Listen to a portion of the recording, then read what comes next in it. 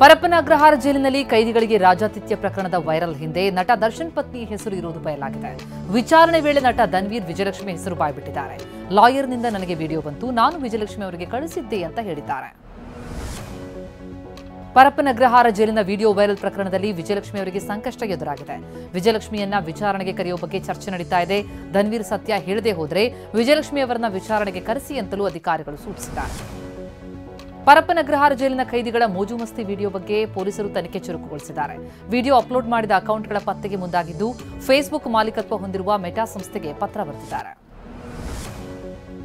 ಪರಪ್ಪನ ಅಗ್ರಹಾರ ಜೈಲಿನಲ್ಲಿರುವ ಕೈದಿಗಳನ್ನು ಕೂಡ ಪೊಲೀಸರು ವಿಚಾರಣೆ ನಡೆಸಿದ್ದಾರೆ.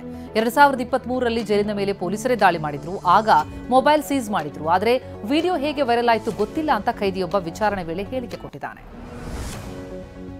ಬೆಂಗಳೂರು ಕೋರ್ಟ್ನಲ್ಲಿ ದರ್ಶನ್ ಅಂಡ್ ಗ್ಯಾಂಗ್ನಿಂದ ರೇಣುಕಾಸ್ವಾಮಿ ಕೊಲೆ ಪ್ರಕರಣದ ವಿಚಾರಣೆ ನಡೆಯಲಿದೆ. ಸಾಕ್ಷ್ಯ ವಿಚಾರಣೆಗೆ ದಿನಾಂಕ ನಿಗದಿಪಡಿಸಿದ ಬಳಿಕ ಸಾಕ್ಷ್ಯಗಳಿಗೆ 57ನೇ ಸಿಸಿಎಚ್ ಕೋರ್ಟ್ ಸಮನ್ಸ್ ಜಾರಿ ಮಾಡಿದೆ. ನಂತರ ಕೋರ್ಟ್ನಲ್ಲಿ ವಿಚಾರಣೆಯಾಗುತ್ತೆ. ಕೊತ್ತಲವಾಡಿ ಸಿನಿಮಾದ ನಿರ್ಮಾಪಕಿಯಾಗಿರುವಂತಹ ನಟ ಯಶ್ ತಾಯಿ ಪುಷ್ಪಾ ಪೊಲೀಸ್ ಠಾಣೆ ಮೆಟ್ಟಿಲೇರಿದ್ದಾರೆ. ಸಿನಿಮಾ ಪಿಆರ್ಒ ಹರೀಶ್ ಅರಸು ಸೇರಿ 5 ವಿರುದ್ಧ ಹೈಗ್ರೌಂಡ್ಸ್ ಪೊಲೀಸ್ ಠಾಣೆಯಲ್ಲಿ ಎಫ್ಐಆರ್ ದಾಖಲಿಸಿದ್ದಾರೆ. 64 ಲಕ್ಷ ಹಣ ಪಡೆದು ಸಿನಿಮಾ ಪ್ರಚಾರ ಮಾಡಿಲ್ಲ, ಡಿಪ್ರಮೋಟ್ ಮಾಡಿದ್ದಾರೆ ಅಂತ ಆರೋಪಿಸಿದ್ದಾರೆ. ಬೆಂಗಳೂರಿನಲ್ಲಿ ಮೊಬೈಲ್ ಕಳ್ಳರನ್ನ ಮೆರವಣಿಗೆ ಮಾಡಲಾಗಿದೆ. 4 ಆರೋಪಿಗಳನ್ನು ನೆಲೆಸಿರುವಂತಹ ಪ್ರದೇಶಗಳಿಗೆ ಕರೆದೊಯ್ದು ಗೋವಿಂದರಾಜನಗರ ಠಾಣೆ ಪೊಲೀಸರು ಮೆರವಣಿಗೆ ಮಾಡಿದ್ದಾರೆ. ಆರೋಪಿಗಳಿಂದ 144ಕ್ಕೂ ಹೆಚ್ಚು ಮೊಬೈಲ್ಗಳನ್ನು ವಶಕ್ಕೆ ಪಡೆಯಲಾಗಿದೆ.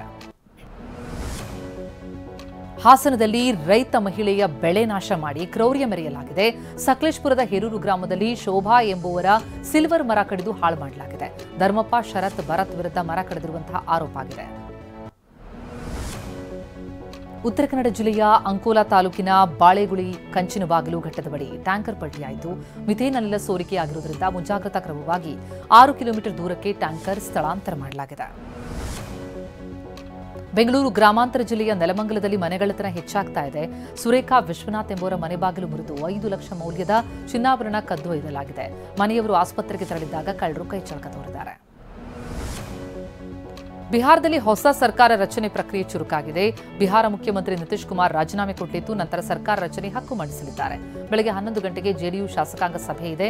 ಮಧ್ಯಾಹ್ನ 3:30ಕ್ಕೆ ಎನ್ಡಿಎ ಶಾಸಕರ ಸಭೆ ಕರೆಯಲಾಗಿದೆ.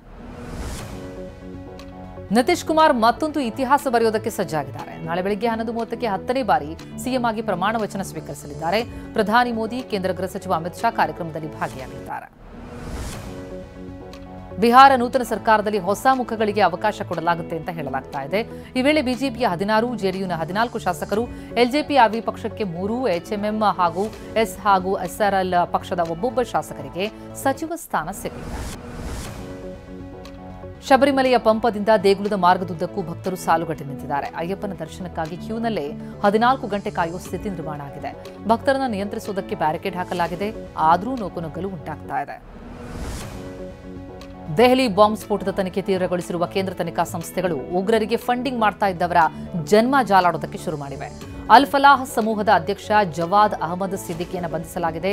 ಡಿಸೆಂಬರ್ 1ರವರೆಗೆ ಇಡಿ ಕಸ್ಟಡಿಗೆ ಕೊಡಲಾಗಿದೆ. ಅಮೆರಿಕಾದಿಂದ ಗಡಿಪಾರಾಗಿರುವಂತಹ ಗ್ಯಾಂಗ್ಸ್ಟರ್ ಲಾರೆನ್ಸ್ ಬಿಷ್ಣೋಯ್ ಸಹೋದರ ಅನ್ಮೋಲ್ ಬಿಷ್ಣೋಯ್ನನ್ನ ಭಾರತಕ್ಕೆ ಕರೆತರಲಾಗ್ತಾ ಇದೆ. ಈ ಅನ್ಮೋಲ್ ಸಿಧು ಮೂಸೇವಾಲಾ ಕೊಲೆ, ಬಾಬಾ ಸಿದ್ದಿಕಿ ಹತ್ಯೆ, ಸಲ್ಮಾನ್ ಖಾನ್ ಮನೆಯ ಹೊರಗೆ ಗುಂಡಿನ ದಾಳಿಯ ಹಿಂದಿನ ಮಾಸ್ಟರ್ ಮೈಂಡ್ ಆಗಿದ್ದಾನೆ. ಅನ್ಮೋಲ್ ಬಿಷ್ಣೋಯ್ ಜೊತೆಗೆ 200 ಭಾರತೀಯರನ್ನ ಕೂಡ ಅಮೆರಿಕ ಗಡಿಪಾರು ಮಾಡಿದೆ. ಪಂಜಾಬ್ಗೆ ಬೇಕಿರುವ 3 ಆರೋಪಿಗಳು ಸೇರಿದಂತೆ 200 ಮಂದಿಯನ್ನ ಹೊತ್ತ ವಿಮಾನ ಕೆಲವೇ ಕ್ಷಣದಲ್ಲಿ ದೆಹಲಿಗೆ ಆಗಮಿಸಲಿದೆ.